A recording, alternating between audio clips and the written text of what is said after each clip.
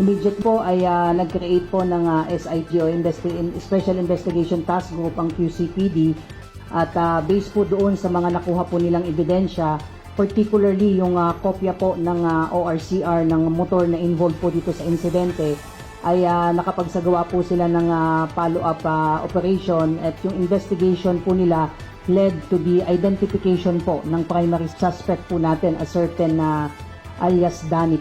At ngayon po ay nasa custody na po ito ng ating QCPD. Sasagawa lamang po ang QCPD ng case build-up. Like I said po, ito pong suspect po natin ay nahuli within 24 hours po doon sa pagkandak po ng QCPD ng kanilang investigation.